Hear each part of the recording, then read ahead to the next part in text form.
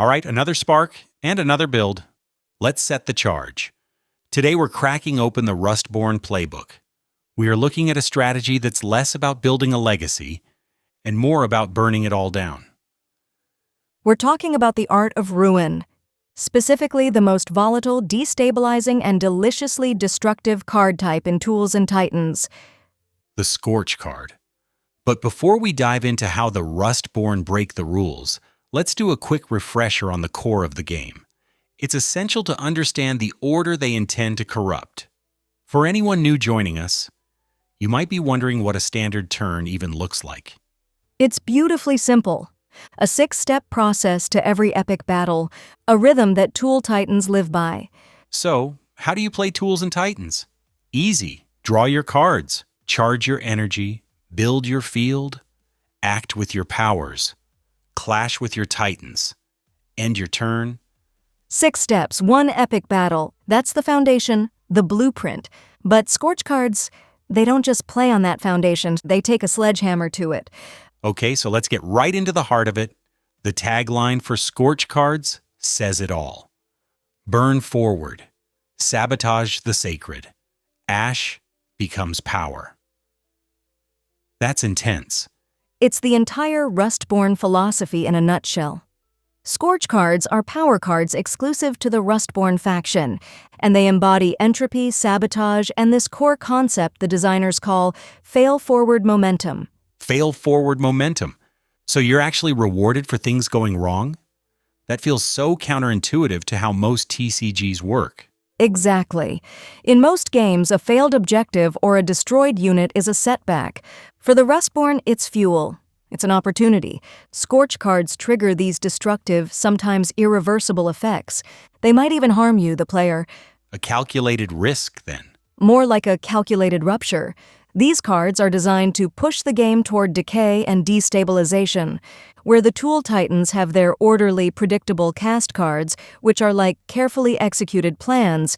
The Rustborn have Scorch. A Scorch card isn't controlled magic.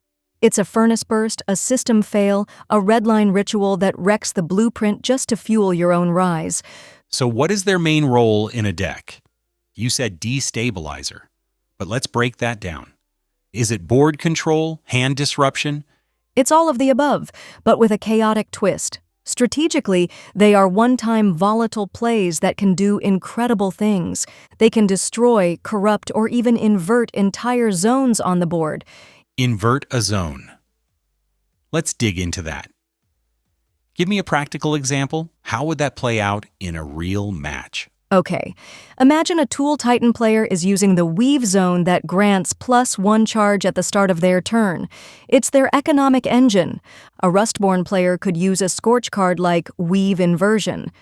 Suddenly, that zone now says, at the start of your turn, lose 1 charge. The opponent's source of strength is now a liability, actively draining them. It's sabotage on a fundamental level. Wow. Okay, so it's about turning the enemy's strengths against them. And this is different from just destroying the zone? Vastly different.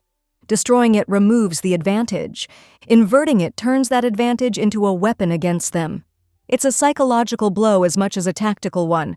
Plus, it helps you convert your own failures into power. There are Scorch cards that literally say, if a task fails, gain power for it. They create these risk-punishment loops for your opponent and wear them down through pure attrition. All right, let's get into the mechanics. You mentioned red mesh. How do you actually play a Scorch card? What does it cost? That's where the synergy comes in. They don't just cost charge like a normal card. Many Scorch cards require specific rust conditions to be met before you can even play them. So you need the game state to already be decaying to then accelerate that decay. Give me some examples of these conditions. Certainly, the condition might be that one of your tasks has failed this turn, or one of your tools was just destroyed, or you've already acquired some red mesh from another effect.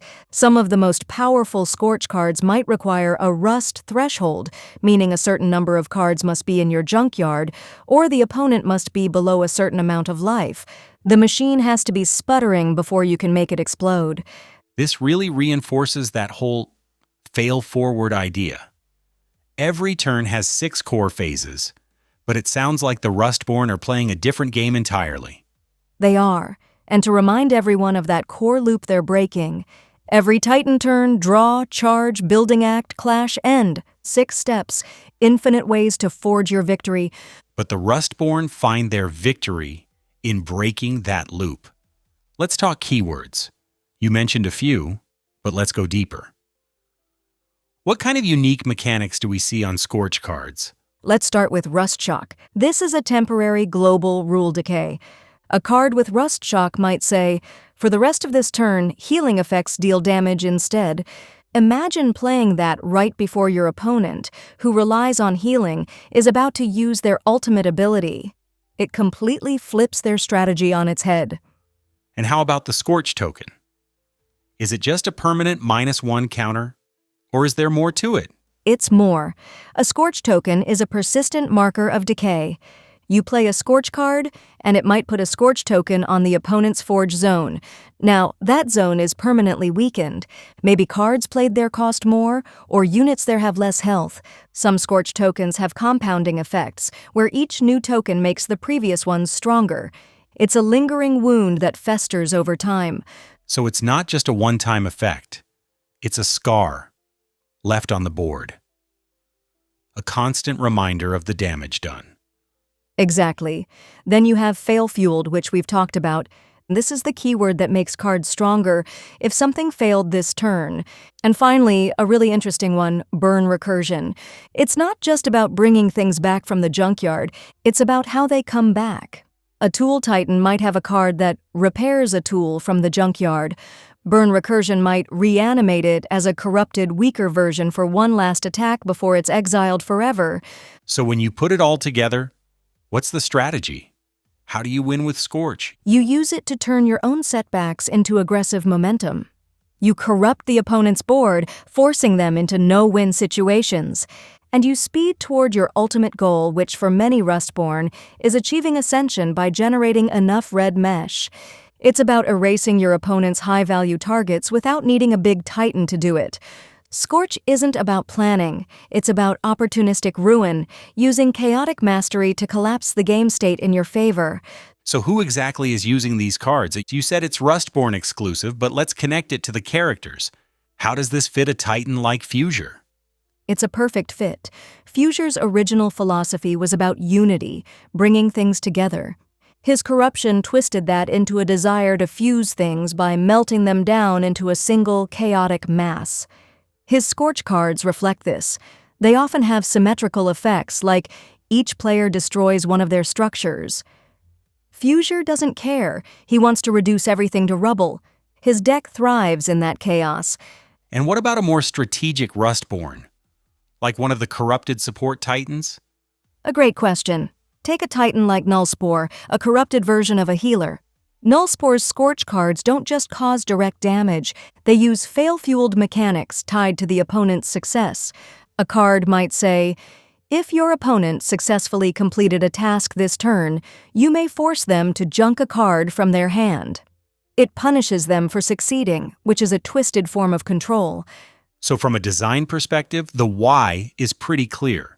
It's about giving the Rustborn a mechanical identity that's the total opposite of the Tool Titan's orderly cast philosophy.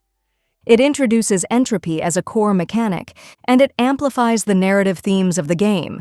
That risk and corruption aren't just story points, they are a tangible, powerful strategy. It forces opponents to respect the risk of failure and to play around entropy. Let's talk about that counterplay. If I'm playing a Tool Titan, how do I even begin to fight against this? It sounds overwhelming. It can be, but there are ways. First, prevention. Tool Titans have access to cards that protect their zones or make their tasks harder to sabotage. Second, you have to starve them of their conditions. If a Rustborn deck relies on fail-fueled cards, you have to play conservatively and avoid taking risky tasks that might fail. Third, you have to outvalue them. Scorch cards are powerful, but often come at a cost to the Rustborn player too. You have to weather the storm and build a board state they can't burn down completely. Let's make this concrete. Walk me through a few more of these card examples. What does a truly high-level Scorch card look like? Okay, let's look at Rustquake Protocol. This is a collapse event card. It's a game changer. The effect reads, all players lose one structure or discard 2 cards. It's a forced choice, a hard-hitting symmetrical effect. But then, the payoff for the Rustborn player, gain 4 red mesh. This single card can devastate the board state for both players, but push the Rustborn player significantly closer to their win condition. That's a massive swing.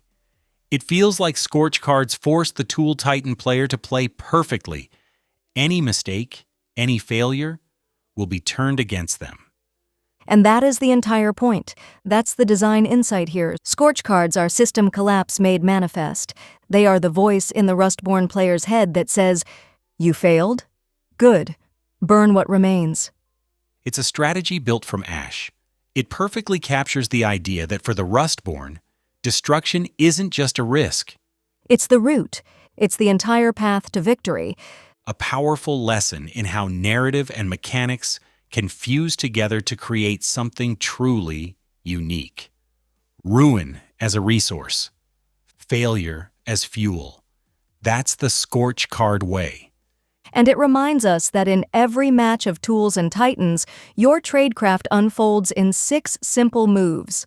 Draw, charge, building, act, clash, end. Simplicity for the novice. Mastery for the Titan.